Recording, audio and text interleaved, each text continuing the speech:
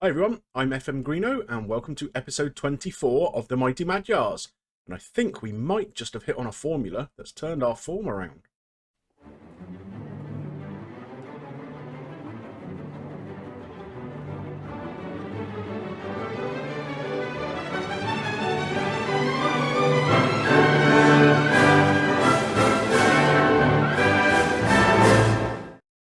So here we are, we have Croatia in a home game today. It's our fourth game of World Cup qualifying.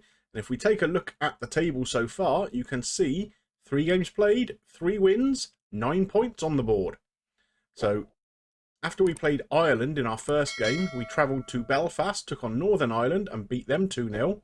And we've just come back from a game in Vaduz, where we struggled a little bit, I guess, to put Liechtenstein away, but a 2-0 win, comfortable enough. So this 4-4-2 that we've been playing with inverted wingers seems to have been paying dividends. It's made us really quite compact in midfield and so relatively tough to break down. So that's been working quite well. A couple of interesting things to note. We might be getting towards the end of Peter Gulacsi's career. He's still one of our better players, but young Gergely Houtwagner is hot on his heels. So this kid, we've played him in a few games. He played in the Liechtenstein game. And you look at his attributes here, they're not bad. And he really is pushing Gulacsi. As Gulacsi is now, what is he, 34, 35? Yeah, 35. So he's going to start declining pretty soon. And I think Houtwagner is the guy who's going to definitely take over the number 1 jersey as he makes his way down. A couple of other things to note. We have brought Christopher Horvat back into the squad. He's going to play as our advanced forward today. Going to give him a go. He's contracted to Torino. He's been playing fairly regularly for them, so there's got to be something about him. So we've picked him ahead of a couple of the youngsters today. Tamas Kish is also back in. He's going to play on the left-hand side. He can play that inverted winger role quite well from the left midfield position. So we've brought him back into the fold, and he's going to start for us today. Otherwise, pretty much what you'd expect. Let's get into the game and see how we do against Croatia. So once again, it's a packed Puskás Stadion here in Budapest, and the biggest test of our qualifying campaign, I guess, will be our home and away games against Croatia. So far, fairly uneventful game. Only the one shot from Croatia thus far. They do have a chance to build an attack here, though. Obviously, it's a team full of star names. Obviously, people who've watched my Newcastle save will recognise the goalkeeper, Livakovic, who we had at Newcastle in that save. Unfortunately, Tin Jedvaj, who we also had in that save as a right back, is unavailable today. He's suspended. But is this going to actually be an opportunity for us? It doesn't look like it. It's going to be a counter-attack now. Or Orban, that's good pressing, pushed him backwards, but here comes Jeremy Toljan. Can we get a challenge in? Vlasic. Suljak. Oh, what a hit that is. Well, it didn't matter which of our 2 goalkeepers we selected, I don't think. No one's going to save that one. That went in like a bullet into the bottom corner, didn't it? Left him with just too much space here on the edge of the box. One touch and hit. Really sharp finish, so work to be done. Gulacsi here. That's a very, very poor clearance. But Hanja gets in and does well. Up to Horvat. Nudge on the ball now. Finds Horvat. He's in. He's in. Finish. Oh, Livakovic stays big. Great save. So it's not uneven, certainly. We're holding our own. I'd like to see us offer a little bit more of an attacking threat, but we can certainly try and do that a bit more in the second half.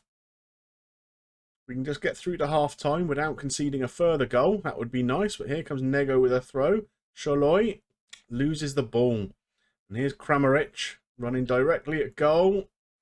Finds Toljan. Don't let him score. Oh, goodness me, that was a good effort. Just over the bar, though. And so with 5 minutes to go till half-time, it looks like it's going to finish 1-0 to Croatia at half-time. And so what are we going to tell the boys here? Unlucky boys, things haven't gone right for us so far? Not really sure about that. How about make up for it in the second? Oh, demotivated Soboslai. Okay, that's not great. One little bit of good news regarding Soboslai, actually. He does have some interest in him at the moment. I mentioned in the previous episode he's not been getting a lot of game time at Man City. But Paris Saint-Germain apparently are sniffing around him now. So if he could get a move there, that would be very, very helpful for us, I think. Shaloi tries to get the ball up front, but we don't get it. Fodor, that's a great ball. Is Horvat through on goal again? Gone a bit wide, but oh, flashes it into the side netting. Grilacci clears. Only as far as a Croatian player, though. Even with two up top, we don't seem to be winning many of these balls that are knocked forward. Toljan, he's been a bit of a threat all game, hasn't he? Can Hungary get to him? Brozovic. Oh, easy enough for Grilacci, that one. Hungary is struggling. Oh, Shaloi is injured. Okay, so how are we going to deal with this? Horvat can drop back into a less attacking striking role. Shaloi comes off. Janesh comes on. Bit of pace and youth up front. And with 10 minutes to go, I think we are going to go to an attacking formation. Make a couple of changes maybe as well for condition. Kish is struggling. And we can bring Schaefer on for him. Soboslai is not happy, is he? But he's going to have to suck it up. Get out there and put on a performance. You're the star man in this team, buddy. Demand more is what we wanted to do there. Come on. Demand more. A few minutes to go. Can we get anything out of this game? It doesn't look like it. 5 minutes of injury time, but no highlights whatsoever. And it looks like, unfortunately, this big game we have lost 1-0. So that defeat does mean it's very, very tight at the top of the group. As you can see, Ireland currently head it on goal difference, followed by Croatia and then us, all on 9 points after 4 games. So it's going to be tight, I think. If we take a little look at the schedule, we're going to come back towards the end of the qualification campaign. Depending on how likely we are to finish in second place, I guess, will depend what we come back for.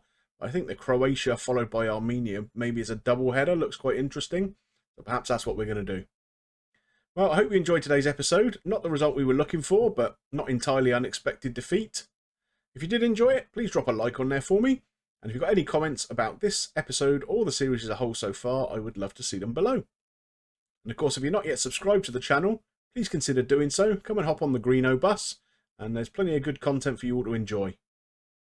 But it just remains for me to thank you for watching, and I will see you soon for some more action with Hungary. Mighty Magyars. Peace, lad.